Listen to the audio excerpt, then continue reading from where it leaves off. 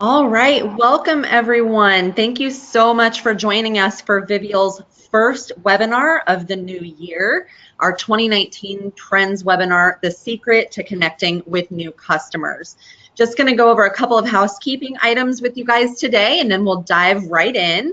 We've got a couple things to cover. If you're having questions or technical difficulties, go ahead and email us at webinars@vivialmarketing.net.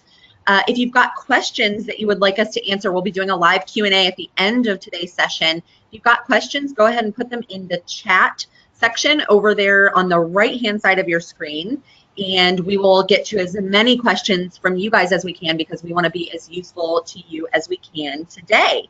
So that said, we are going to dive right in by introducing our expert panel today. So I am Laura Rudder. I am your moderator today, and I'm the Senior Manager of Demand Generation here at Vivial. So I work on our marketing team and really help drive new business to Vivial so that we can best help customers like you reach the customers you need. So with that, we'll jump over to Todd Renard and let him introduce himself.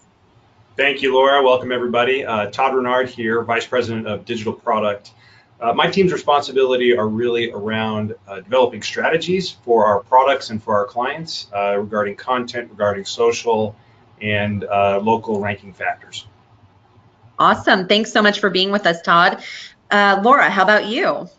Thank you, Laura. I'm the second best Laura on the call. I'm Laura Cole, VP of Marketing with Vivial. So I have responsibility for all things how we market ourselves. I also work with the local businesses that we serve every day and helping them figure out this complex world of digital marketing. So thrilled to be here today. Great. Thank you so much. And last but certainly not least, we've got Chris Frost. Yeah, Chris Frost, happy to be here. I am a Senior Manager of Client Services here at Vivial. My teams work with our current client base to help make sure they're achieving their goals, make sure we continually reevaluate their goals, and make sure they're on the right marketing plan to achieve them. Happy, again, to be here and help you guys out with learning a lot of good information today. Great, great. So we have met the expert panel that's going to be guiding you through 2019 trends today. So now we're going to get into really a little bit about what the agenda is for today. So we're going to be looking at the hottest trends in digital marketing for 2019 and how you can leverage that to connect with new customers. So more specifically, we're going to start out by looking at how and why you want to be ranking higher in Google search results this year. We'll be looking and talking about the social media platforms that are worth your time in 2019 and why those are important. And then last but not least, we'll be looking at how and why to leverage text messaging as a local business. But the real meat of today and where we're going to spend the lion's share of our time is what makes integration of these three platforms so cutting edge for you this year and what's going to help you really connect with those new customers. So if everyone's ready, we will dive right in. So when we're talking about integration, this is the hot trend. This is the bread and butter of what we're talking about today. And we are talking about the full integration of online, social, and mobile into one program, one platform. But before we talk about integration, we're going to talk about and help you understand why each of these components, online, social, and mobile, why each of them are important still in their own right in 2019. So we're going to start with dominating local search. And we hear dominating local search a lot, but what do we mean by that? What do we mean by dominating local search? And is search engines and directories, are they really still relevant in 2019? Laura, why don't you start us off? Yeah, I think it's a great question to kick us off, Laura. So if I define dominating local search, I really think about it as how do I rank on Google, right? I think that's the biggest question that we get from the local businesses that we work with is how do I get to that first page on Google? Because we've all had the experience before when you're doing a search, you go to Google, whether you're on your desktop, whether you're on your mobile device, and you get served up results, right? And so local businesses want to understand how do I get there? Because if the question is it important? The answer is absolutely yes. Like you need to be, and you need your business to be where consumers are searching for you, regardless of the time of day, regardless which device they're on. You've got to be there in that #1 spot so that your competitors don't get that attention. So I define it as ranking on Google, and if the question is it important? 1,000% it's important. So what do we need to know, and what do businesses, so folks that are listening here today, what do they need to know and or do in terms of local search for 2019? Todd, what's changing about local search, and how can we be leveraging that as small businesses? Yeah, and let me give you some magnitude here. So the title here, Dominating Local Search, Google dominates local search. So search is synonymous with Google. 93% of an online experience starts with a search. Google, last time I checked, there are 40,000 searches per second. That's over 3.5 billion a day. And half of those have local intent. So the magnitude that we're talking about, you have to acknowledge and you can't ignore. So to Laura's point, you have to get involved, knowing that most people start with search. So you have to ask yourself, when I search for something relevant for my business, how am I presenting myself? So I think that's the first question that a business needs to answer. And frankly, if you haven't already taken the time to search for a couple of things that are important to your business, do that. That is the first step in understanding how you're presenting yourself.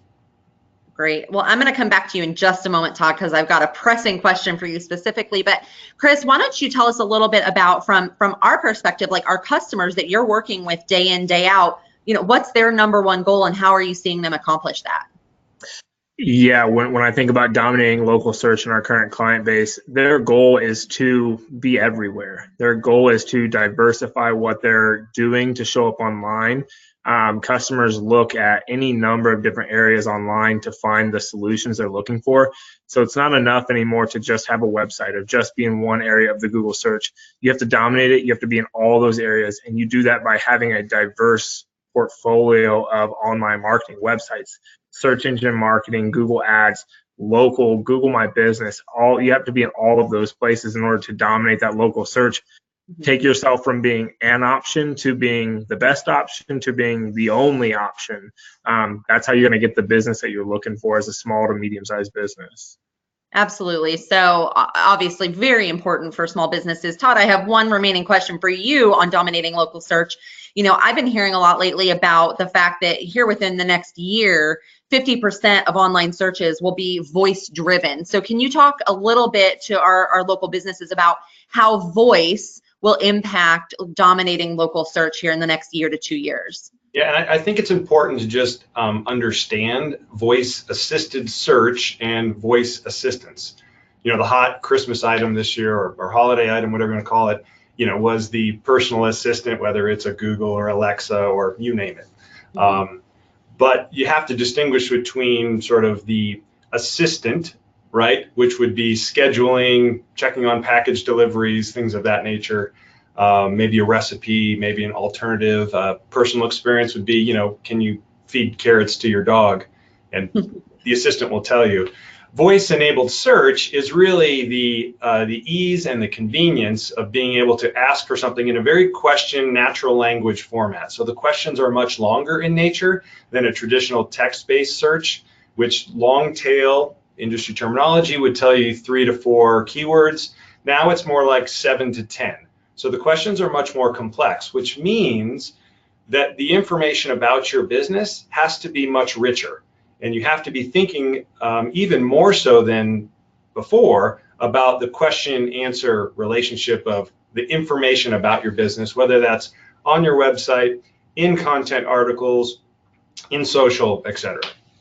Absolutely. Very, very. I jump in there too, just piggybacking on that long tail, like regardless of whether that search is happening by voice, right? So whether you're actually saying to your device and talking to it, or I think everybody can relate to, gone are the days on Google where you're very kind of, even if you're just typing it, that you're like plumbers in a specific geo, right? You're actually typing questions even. So even if you're not actually doing the search by voice, your ability to show up in search results when people are even typing in questions, it's important that you're thinking about it in that way, because people almost like have conversations on the keyboard and type in what's the best way that I can fix my pipes this winter, right? Instead of just pipes winter, right? They're getting very specific in the search. Absolutely. So what's happening is we're finding that instead of consumers having to think more like search engines, the search engines are thinking more like consumers, and your business needs to be able to give the search engine the proper information to answer those questions. So absolutely great information, you guys. Let's move on to social media. So we're going to really be talking today about where and how to spend your time on social media. So first thing first is, can social media really have an impact on my business? Chris, what are you seeing when it comes to our clients? Yeah, absolutely. Gone are the days where social media was simply a place where you went to connect with friends or family, to share photos and have those memories. It's now a business tool. Most of our customers now are using some form of paid advertising on these social networks to put a little bit of money behind the posts they're putting out there, get it in front of more eyes, because they see the value in that post being seen by potential customers or potential people that could become customers. So yeah, where and how to spend your time. I mean, you need to diversify. You need to, like I said before, be on those social networks. A lot of them are free. Use them, but then also get in there and learn how to better use them. Put some money behind them. Craft your message. Our customers are doing that with us and finding great results with that, with those social networks. Yeah, I think something like 74% of consumers rely on social media for purchase decisions, and that's relying on it. That's not just utilizing that, it's a very influential part of that. So, Chris talked about diversifying. Laura, what are the platforms that businesses need to be on, and are there any that can kind of fall by the wayside? Yeah, it depends on the type of business, right? So you've got clearly a front runner is Facebook. You've got a huge amount of daily users. Facebook is a great place for a local business to establish a presence and really have a conversation, both with current customers as well as potential prospects. Instagram is another significantly growing platform. If you have the type of business that, Instagram's a little bit more visually appealing, right? A lot more pictures, a lot more videos. So businesses like florists or restaurants where, vibrant pictures are going to do a lot of justice, do really good on Instagram. LinkedIn is a fantastic social platform, particularly in the business to business category. So if you do, business with other businesses, that's a great way to stay in contact with them. I'd go with what Chris said, though. I mean, one thing that I would highlight here is that really anymore on any of the social platforms, there's two aspects of it. One is managing your profile, managing the conversation that's happening about your business, because like it or not, there's likely conversations happening about your business online. So managing that. But in today, there really is the component of you've got to put some paid spend towards it, right? All the platforms want to capitalize on the eyeballs. There's a lot of eyeballs out there every day. All of them are very well known for targeting. So what we've seen is, and frankly, it doesn't require much spend, but you got to put a little spend behind it so that you can really attract the right audience and acquire new customers. Absolutely. 84% of businesses are using paid advertising on social media. So I think that's awesome. Todd, can you expand a little bit more on the types of activities on social media that, that small businesses should be using? I know we've talked before about the fact that, no longer is it effective to just, post a photo or, even those kind of vanity posts that, happy National Dogs Day, whatever. What kind of activities should small businesses be undertaking this year? It's very content driven. So social media is fantastic for, in a marketing speak, we would say top of funnel awareness and engagement. So it complements what you might do in search. And paid in both platforms is pretty important.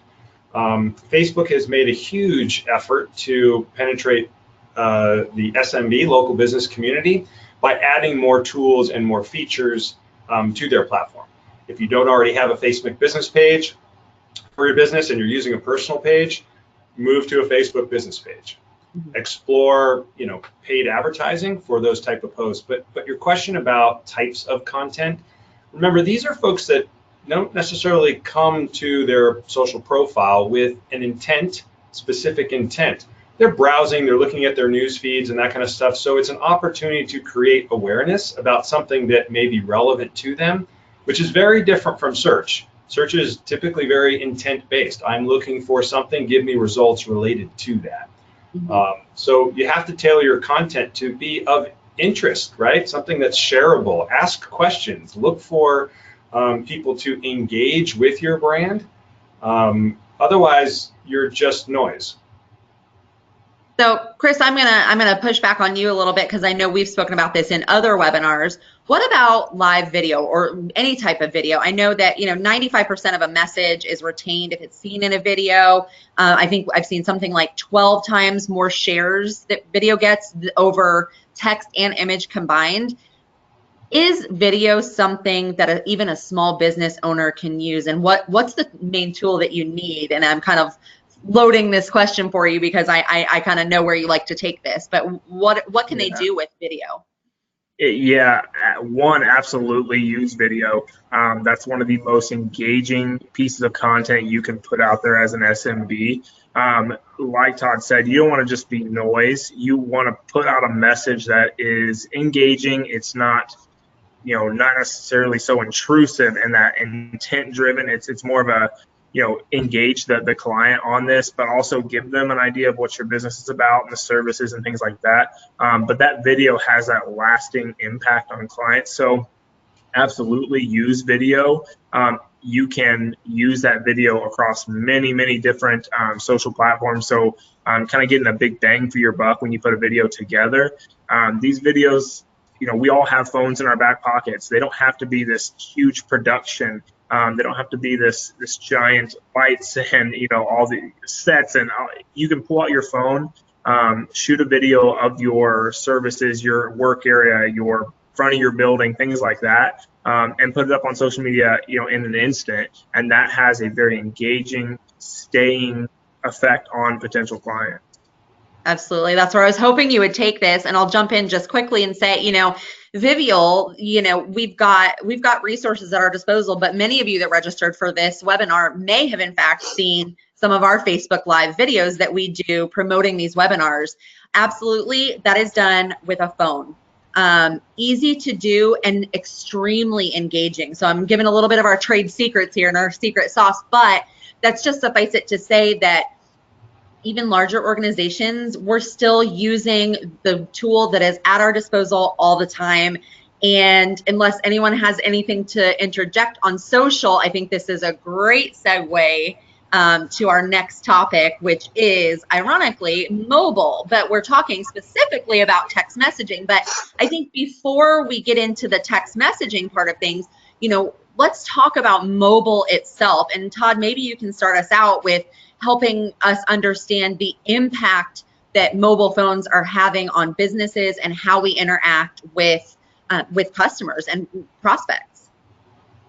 Yeah, I think it's an understatement to say that mobile is almost ubiquitous. I mean, I know within my household, everybody has their own phone, and that is the method of communication between all of us, let alone my extended network of people, friends, and work, et cetera. So, there's no question that it is a primary means of communicating and working and recreation as well. From a mobile marketing standpoint, there are lots of things that fall into that bucket, but specifically text messaging. And if I can go on for a little bit here, I break that down into sort of three types of messaging. There's marketing messaging, which would be, coupons, special offers, things of that nature.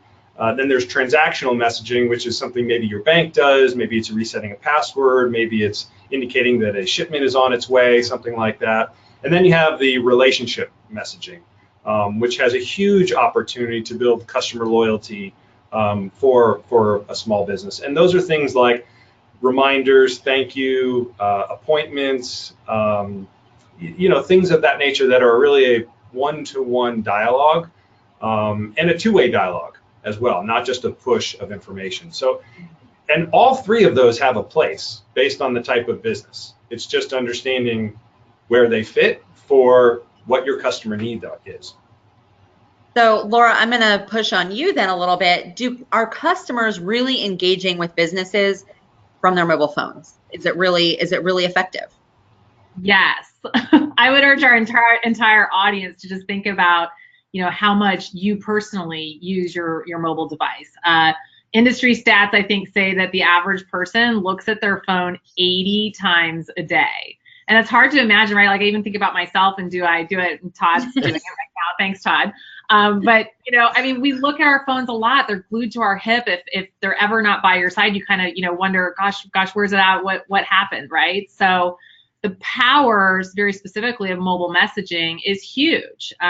This has been a technology and a product that for a long time was kind of reserved for enterprise brands, like the text message you get from American Express that your bill is due, or fraud reminders, or Bed Bath & Beyond coupons that come to your phone and you can use them when you get in the store. But the reality is local businesses can use this technology too, and it's a great way to stay connected with your customers and people that do business with you. People respond to messages. 98% of people open and respond to a text message within 90 seconds, right? Like that is engagement that you are hard pressed to get with any other type of medium. Probably the easiest comparable is if you're currently emailing a list of your customers, text messaging outperforms emails 5x, right? So the amount of engagement, and again, I always urge people to think about your own personal use case, right? If you get emails on your phone, like most of us do, I, for one, I get, what sometimes feels like hundreds of emails a day. And frankly, I go just to X them off and delete without even opening the emails most of the time, because I know it's just another offer and I'm not interested. But rarely do I do that with a text message. I'm hard pressed ever to get on my text and have any unread text, unless my family text chain has gone awry while I've been at work. So. Great. So Chris, before I get to you, I'm going to just share one thing here, because I think, Laura, you hit the nail on the head talking about, how effective it is. But I think, maybe some of our listeners and some of our viewers today are thinking, that's great, but I don't have a list of phone numbers. I don't have the time or the resources to get that. I just want to share an experience that I had just last week. I live in a very small rural area. I was picking up a to-go dinner, heading over to a friend's house, and we ordered some breaded tenderloins, stopped at this diner. Yes, I'm telling my secrets here. I'm very, very small town, but it was the type where you walk in and they still take your order on like the pad of paper, the little green and white pad of paper that has the little perforated tabs at the bottom. And as the owner was tallying my check to see how much I owed, he rips off the bottom of all of these pieces of paper and says, here, write your name and cell phone number, and we'll send you special offers, or let you know what our special is today, over the next week, or so on and so forth. And it was like an aha moment for me. I'm like, look, this is a small restaurant in a small town, and the jar of phone numbers that they had was like overflowing. And here they had literally just probably in days, with no extra effort on their part and really no inconvenience to me as the customer, they had literally just created a text message list out of thin air. So, if you're listening to us right now and you're hearing what we're talking about, but you're thinking that's kind of out of reach for me, it absolutely doesn't have to be. Chris, that's my segue to you. How are you seeing us at Vivial and also our customers using text messaging? Yeah, absolutely. And that's really you kind of took the words out of my mouth with your example to say that's exactly what I want to say, is that it's not necessarily just for the big enterprise, like Laura said. It's for the small business to use as a engagement tool as well. And it's very easy, as simple as ask for the number. A lot of our clients are using that, and it transitions even into our business. From an account coordinator perspective here at Vivial, our account coordinators use that to engage with our clients on appointment reminders, on, here's your dashboard login information. Don't forget about posting today, or, little things like that. And like Laura said, it is right there on your phone, so it's very hard to miss. And that creates a successful campaign for our clients, because they're doing the little things because we're reminding them through text, and that's the way we need to reach them. I think you need to transition as a business owner into kind of where we're at right now and how people are being reached, and the new ways that people are being reached. And that's definitely through text message right now. Let me pipe in here, Laura, and say, we're kind of circling around it without saying the words. What we're all talking about here is opting in, right? So that is the great thing about text messaging, is that it requires, and we require, somebody to raise their hand and opt in to receiving messages. That's a very clear part of text messaging. And the great thing about that is you then know that you have a very engaged user base. You have people raising their hand saying, yes, I want to receive mobile offers from you. I want to receive mobile communication. So, we're fortunate. We have 20 years in this space in terms of mobile messaging. So we have a deep understanding, but opt-in is a really important part and a valuable piece for the business, because you end up with a very engaged audience that says, yes, I want to receive messages from you. And they do want it, because 75% of consumers want to receive special offers or communications from the businesses they're using via text message. So the consumers are speaking, and it's up to us as local businesses. It's up to us to answer and meet them where they are and where they want to be. So I think it all goes back to providing utility in the way that they need to hear it. I brought up the examples from enterprise, but even locally, I get messages from a ton of local businesses that I work with every day. My kid's dentist's office for appointment reminders, my auto repair place when my car is finished, restaurants that I do business with, receipts getting sent my way. All of that comes via text message. And it's an incredibly efficient way to talk to the people that you're working with. Yes, a reminder that I'm going to be there. It's so efficient and so much simpler than email. And let me add one thing to that. Because it has such a high engagement rate, it's pretty important to make sure that messaging is relevant, timely, and personal. Because you can also create fatigue, and that damages that vehicle for communicating with your customers. Absolutely. Okay, so I think we have sufficiently overwhelmed our viewers right now with everything that there is to talk about. So let's look at this, why integrating online, social, and mobile is such a hot trend in 2019. I think we're looking at the idea of one platform, one program. Todd, what are the benefits of having all of this under one umbrella and truly integrating your marketing strategy? It's not really a new concept to think about a customer's journey, but it is more closely integrated today than ever before, and it continues to move in that direction. So customer experience may start in search, move through to social for more information or different types of information. And then mobile is a vehicle to continue to connect with that person on an ongoing basis. So it speaks to more of the life cycle and experience that a customer may have with a business. Absolutely. So Laura, what are from your perspective, from the kind of operator marketer's perspective, what's the benefit of integrating all of this under one platform and one program? You manage Vivial's programs, so what have you found to be the benefit?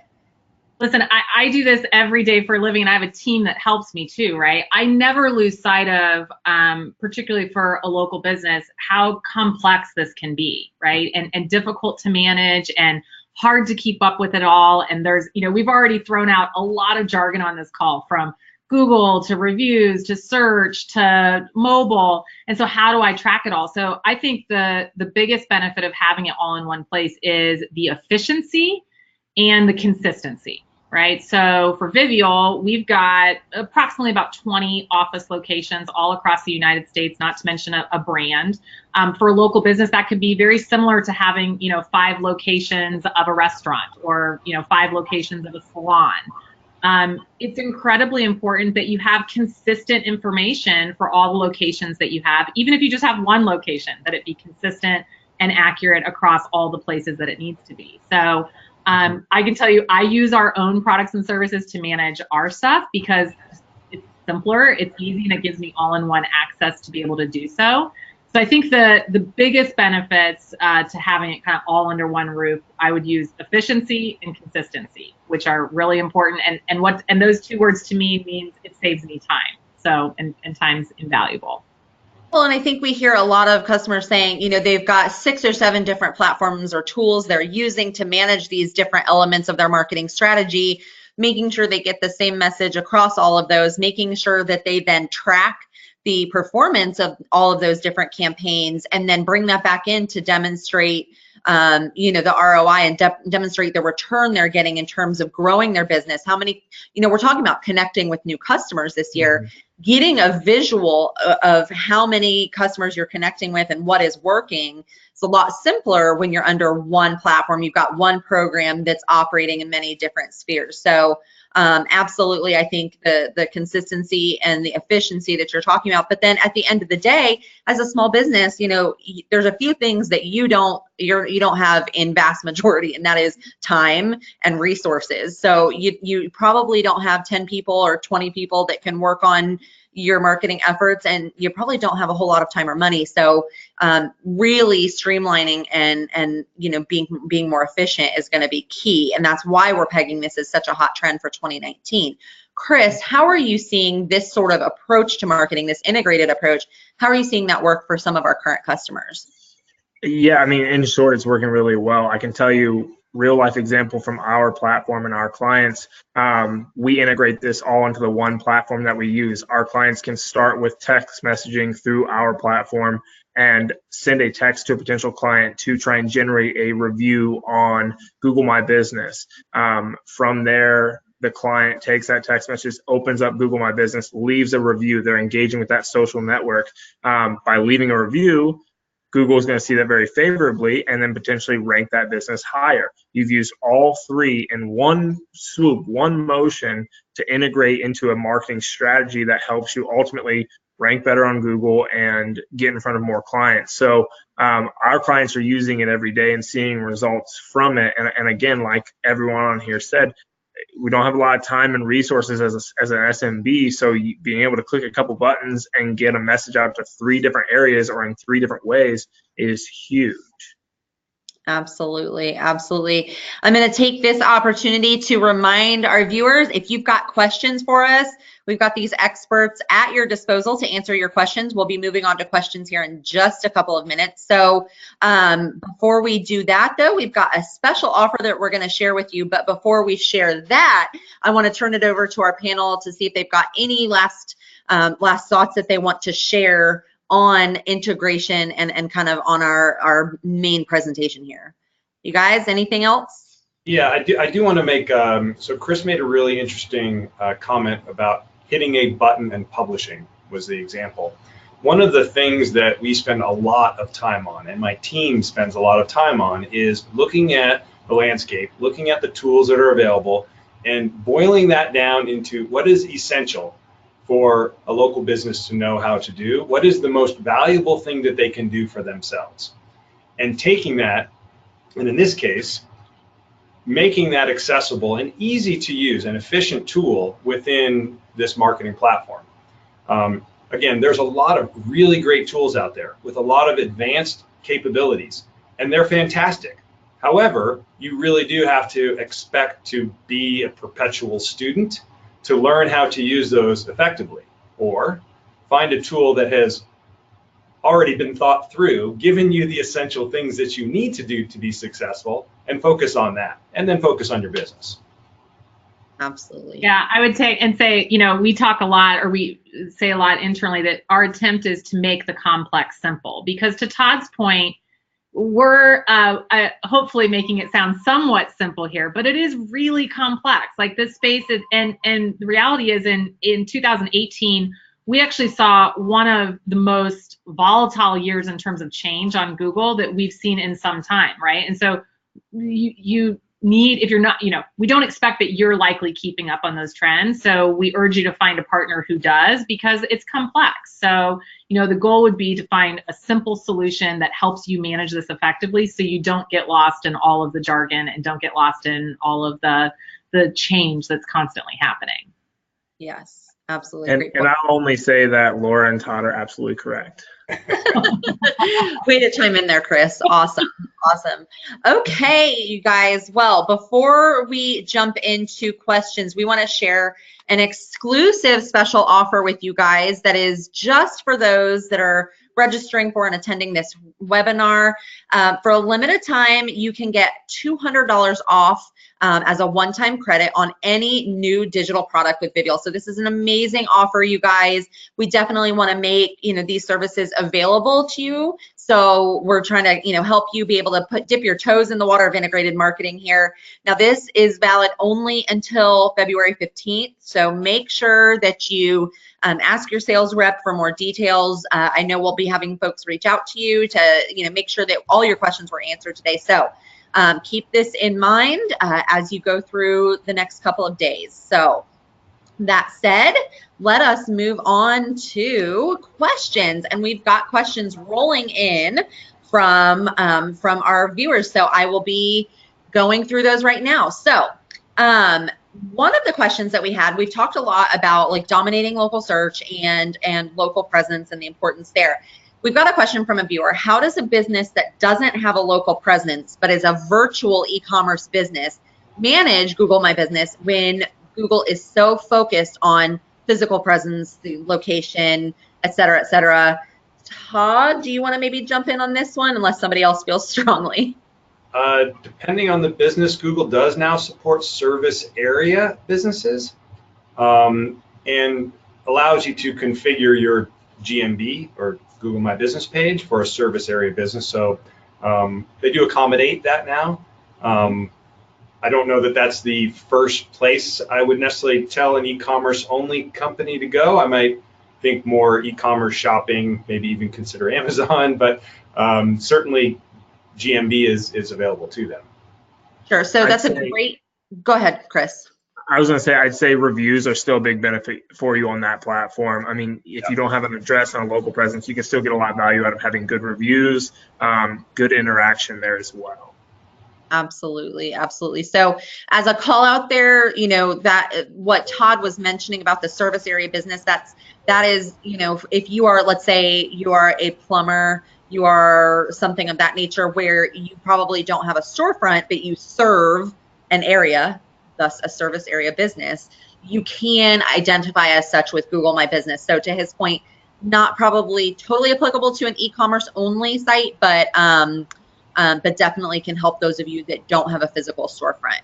Great. Laura, real quick, I would jump, speaking though to those that do have a storefront and those that do have a location, I know that wasn't the exact question that was asked, but this idea or this product of Google My Business is incredibly important, and it's becoming even more important, right? So claiming and optimizing your Google My Business profile is a hugely important aspect of your digital marketing footprint, so to speak. So if you've not done this, if you need help doing it, please reach out, because it's only going to get more critical. I mean, Google has shown signs even over the last year that it's becoming more important. The ability, Chris mentioned reviews and manage your reviews there, the ability to answer questions. You may remember Todd referred to that when we first started talking through it. So there's just more and more ways that the Google My Business page shows up very prominently in search results. Right, right. So that's a great segue into our next question. Tamara is asking, on the topic of getting reviews from happy customers,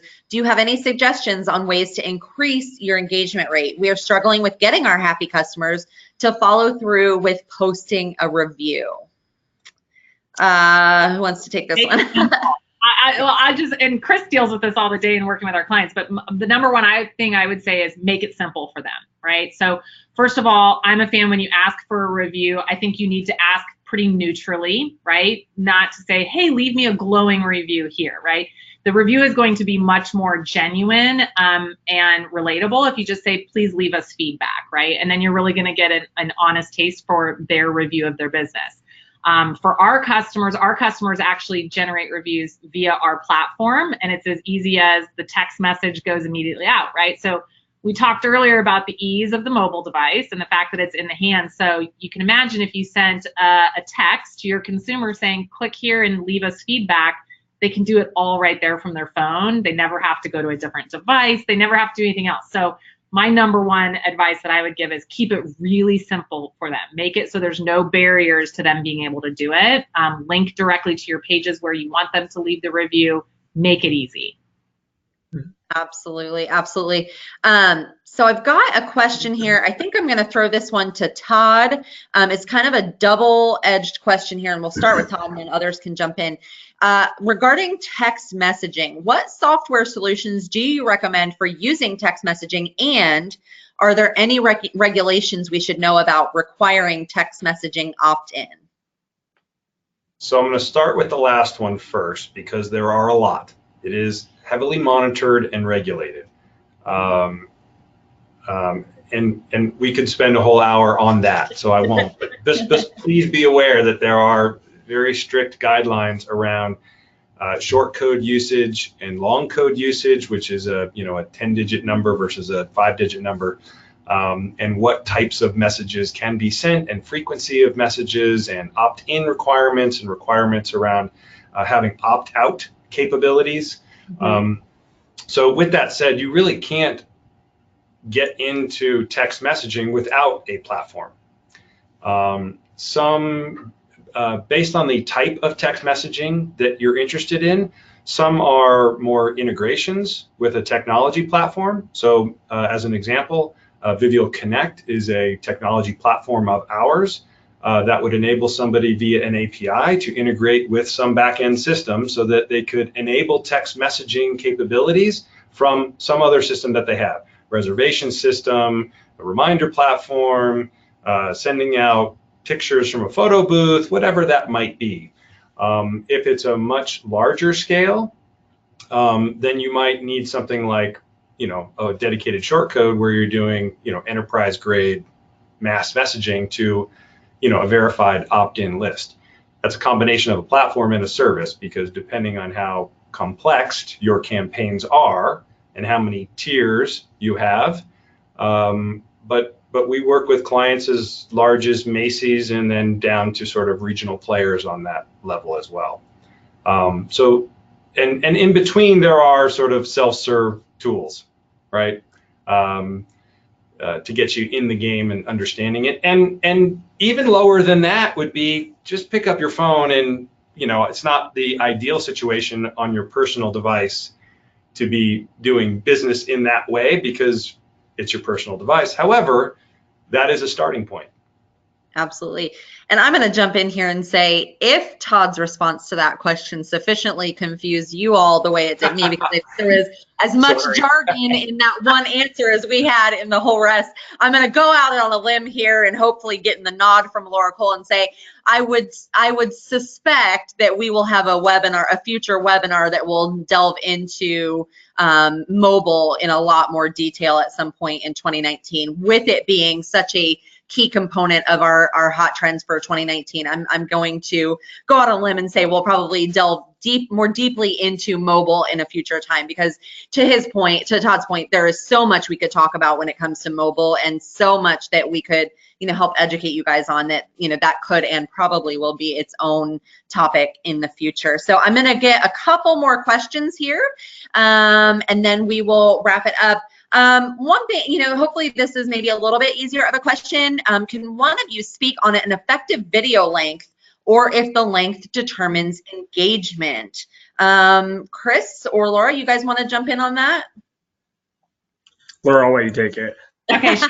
Yeah, so I think the biggest thing is it depends on where you're using that video, right? Mm-hmm. So in general, for like an informational video that maybe you're sending out in an email, or you're expecting a very engaged user, less than 2 minutes. Like, there's very few use cases that you want a video out there of less than 2 minutes. Of course, there's exceptions if you're doing a tutorial or something like that, but in general, less than 2 minutes. However, on a place like a social media platform where you're really trying to get the audience quick, likely less than 30 seconds, right? So, and you're really looking for that key metric. If in your metrics that you look at, if you can get at least, I usually go for like 10 seconds of view, you're doing really good. So the key is, I'll stick on like social media, try to catch them in that 10 to 30 seconds. It's a quick amount of time. So Laura, to the point that you were making earlier, no reason you can't use your mobile device to make, a quick hitting video. It can be very simple, short, to the point, and you're looking for at least 10 seconds of engagement. Yeah, the only thing I'll add to that is quality. Yeah, like you said, Laura, quality over quantity. You know, don't put a 2-minute video out there just to fill 2 minutes. You'll bore your customers, you'll lose them. So yeah, quality over quantity for sure. Awesome. Okay, so you guys, we've got a number of questions rolling in here. Are you guys all good to hang on maybe another 10 minutes here? Because we've got a number of really good ones. And I see we've still got a lot of attendees with us. So I want to get to as many of these as possible. How can I increase online presence with a service-based business that serves virtually with clients around the country? So this is still a little bit on that service-based business, but I know this is getting really big because we've got a lot of people that are doing this. We're seeing more and more service-based businesses that are serving large geographic areas, not just, you know, their local area. Any tips or tricks on that? Laura, are you looking particularly engaged? Yeah, well, all I'd say is, so I'll just be completely transparent. It is a little bit more difficult for that type of business, right? So when you've got that location that you can kind of anchor in on, and you've got that physical location, you've got some quick hitting things that you can do, right? You know, getting your directories optimized, making sure that your listing information is accurate, right? We know we've talked a lot about the location. So I guess I'd just first and foremost say, we understand it is a bit more difficult for service-based businesses. And those that have a larger geography. I would say to focus on, you know, think to yourself about priority. Don't focus on everything all at once. Well, I mean, if you have the budget to focus on everything at once, then focus on everything at once. But you know, if you're asking this question because you're limited in budget or maybe not knowing where to start, think about those geographies that are more profitable for you, those lines of the business that are more profitable for you, and focus on those things first. So, and when I say those things, it could be some paid efforts to get you started. It could be, you know, we talked a lot about social media. The targeting that you can do on social media is really fantastic because you can pinpoint specific geographies, specific types of interests, and none of those require a location. So you can be very specific about, you know, the types of people that you're trying to get that you think fit kind of your most classic buyer. So you can put some paid efforts towards it. Likely for this type of business, the website becomes even more key, right? So really making sure that you've got rich content on your website that speaks to the products and services that you do. We see for these types of customers, sometimes even a blog that you're updating regularly can help, particularly if you've got like a niche type of business with broad products and services. It's effectively saying you need to find a way to build your content up that speaks to your products and services, as you won't be able to rely as much on those local searches. Absolutely. I think that's a great answer. And I think that's a really good segue to our second to last question. I'm gonna cap it here at 2 more. How do we know what type of content our customers want? What are some strategies that we could use to figure that out on a smaller budget? I think I always tell our clients that no one knows your business better than you. So think about, one, what you're looking for in return from as a business. I mean, what kind of services are you trying to attract, and business are you trying to attract? And then think about what your client base is looking for. You know who your client base is. You know what their needs are. If you don't know what their needs are, ask what their needs are, and then write content that will service them. We always tell our clients, because we encourage our clients to write content in addition to the content we do for them. Keep it simple, you know, keep it to what you know, educate them on something, show them who you are as a business, be very personal. Those are the messages and the content that tends to get a lot of interaction from our clients. And it's not very hard as an SMB. You don't have to have an English degree. You can just get out there and tell people what you know about your own business and educate them. They'll find that, you know, very personable, and then in turn want to do business with you. Absolutely. Educate, provide utility. I mean, we've seen folks that think they have nothing to share really position themselves, to your point, as the industry expert. You know, if you've got a pet grooming business, you know, let me know. How do I know? What are the top 5 ways I know when it's time to take my dog in for professional grooming? You know, I may be a new dog owner. I don't know what that is. And I appreciate that you're providing that, you know, utility to me as a consumer. So Absolutely. The other thing that I would add, Laura, is this goes back to one of the things Todd talked about at the very beginning, which is thinking about questions and answers, right? So thinking about, okay, as a business owner, what are the types of questions that I'm getting when people are calling in? Is there something that's not clear about the products and services I offer? Because likely, if they're calling, they could potentially be doing a Google search. And so writing content around those types of questions helps answer those questions, hence making it more relevant for you to show up online. So we have a significant team of writers and editors we're writing thousands of pieces of content each and every month for the businesses that we work with. And those are the types of things that we try to talk through with them, is think about those questions, think about how you would answer it, so that it makes it really, SEO or search engine optimization friendly so that Google can find it. That's great. That's great. And that takes us right back to the very beginning where we're talking about, us becoming more like, how people are searching rather than thinking more like a search engine, thinking like a consumer. Absolutely bringing us full circle.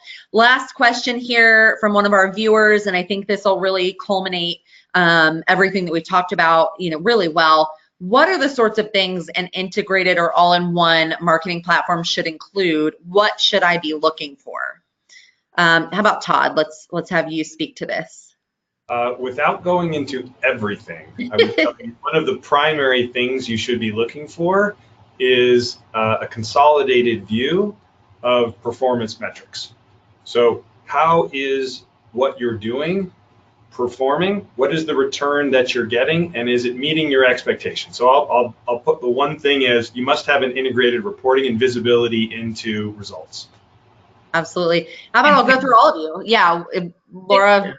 Well, I mean, the word I would use for that, I completely agree with Todd. It's transparency, right? Like, look for a platform, one that's been around for a while, right? That you know and trust, and you can log into. I think transparency, really having immediate access, understanding the work that's been done, something that makes your life easier. You don't have a lot of time, so something that makes it easier for you to do your day job, which is run your business. Absolutely. Yeah. Chris, any last words there? Yeah, I'd say utility, kind of what Laura was hinting there at the end. There is utility, a one-stop shop where you can go and do multiple things at once or all in one area. Because we've talked several times as an SMB, you wear a lot of hats, and marketing being one of them, you don't have a lot of time to spend on that. So you need to be able to go into one platform and perform 3 or 4 actions all at once to get your message out there and make it consistent. If you're doing it all in one area, it's a consistent message across several different areas. Great.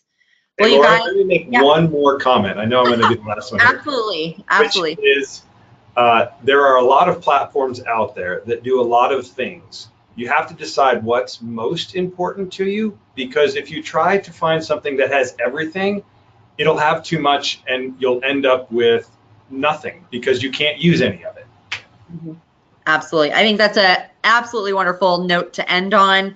We're all looking for utility for our customers, and we need to have it for ourselves in the tools that we're using as well. So with that, I would like to thank all of our viewers for joining us today. We hope you found this useful. I want to thank all of our presenters and panelists here, Laura, Chris, and Todd. Thank you so much for taking the time to share your expertise with our viewers. So for those of you still with us, don't forget, we've got that special offer that's running just until February 15th. So make sure you take advantage of that.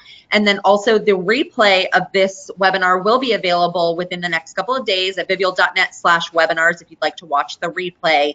And don't miss out on future webinars. Always check us out at vivial.net, and you can also follow us on Facebook. So thank you guys so much for joining us today, and have a great day. Thanks, guys. Thanks, Laura. Bye.